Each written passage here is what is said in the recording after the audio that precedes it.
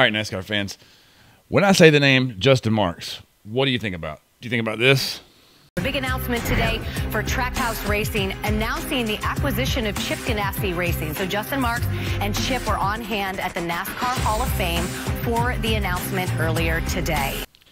Is there any chance for sure you think about this? The one of Chastain past Hamlin. It was a video game move off into turn 3. He put the car against the wall wide open all the way around turn 3 and 4.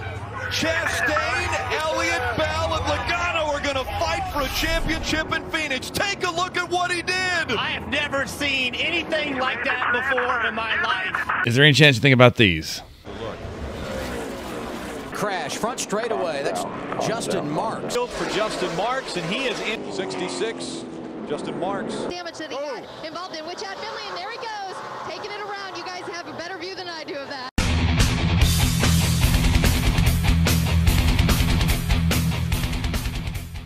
The point I'm trying to make with all of that is this. Justin Marks may be a household name now. The dedicated NASCAR fan and even the casual NASCAR fan probably know who he is. But he was once a race car driver. And with all due respect to him, up until August 13th, 2016, not a greatly successful one. Before that day, he had 60 NASCAR starts with just 5 top 10s. No top 5s, no wins. He had been struggling to make a name for himself as a race car driver. That day at Mid-Ohio Sports Car Course in Lexington, Ohio, Justin Marks was the class of the field. Granted, he had he had a big advantage. He was experienced road racer. He raced sports cars, but that wasn't an advantage. He had raced in the rain. He knew that if the race was ran in the rain, he had a big advantage because at the time NASCAR hadn't run any races in the rain. Still, what he had to contend with was the races he had run in the rain, along with Sam Hornish Jr., 3-time Indy champion and Indy 500 champion, who Justin had to beat that day. The cars they raced in the rain were sports cars, open-wheel champ cars. They don't handle like NASCAR stock cars. NASCAR stock cars are narrow-wheeled, big, heavy cars. The cars they're used to racing in the rain are sports cars. They're made for road courses and adverse conditions. You know, the wide tires, much lighter weight, much more agile. The stock cars are pretty much the opposite of that. So Justin had to hold off, again, like I said, 3-time Indy champion, Indy 500 champion, Sam Hornish Jr.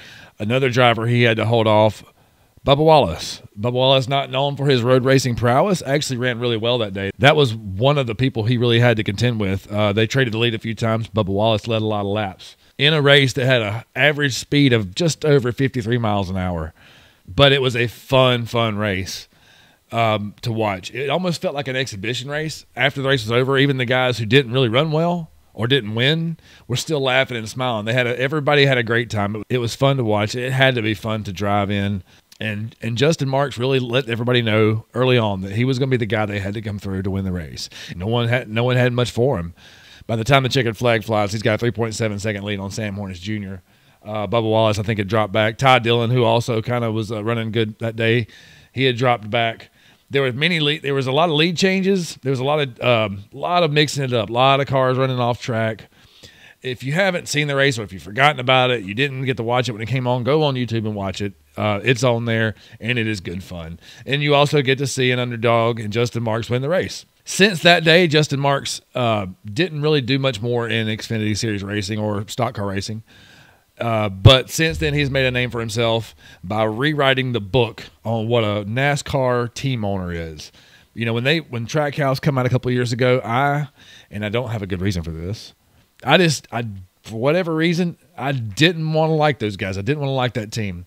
But with what they've done as a team by rewriting the book, Project 91, bringing Kimi Räikkönen, an F1 star, into the Cup Series, and then who knows who else in the future. It's impossible not to like those guys. And then Ross Chastain having a meteoric rise this year, his breakout year, being a championship contender. Heck, he finished second in the point standings this year. That's huge. It's impossible not to like these guys, and it's impossible not to be a big fan of Justin Marks. It's impossible for me, at least, not to root for that guy. So this is just the story of a day when he wasn't a household name, when he was struggling to make it as a race car driver, and this is the one day that he succeeded. So it's a great underdog story. It's good fun, and I recommend you check it out. That's all I got on this one. This has been kind of short. The next underdog story I'm going to do, it's going back to the 2011 season. Fox Sports analyst Regan Smith, back when he was a race car driver, it was kind of a journeyman driver. He had been driving for many, many years by the time 2011 rolls around, but everything aligned on one of the biggest races of the season, one of the biggest races on the NASCAR Cup Series schedule, the Southern 500. He pulls out the win. It's a good story, and Regan Smith is another one like Justin Marks. It's impossible not to like him, so look forward to that. Until then, get out and support local racing. If there's anything going on near you, that's all I got. Have a good one.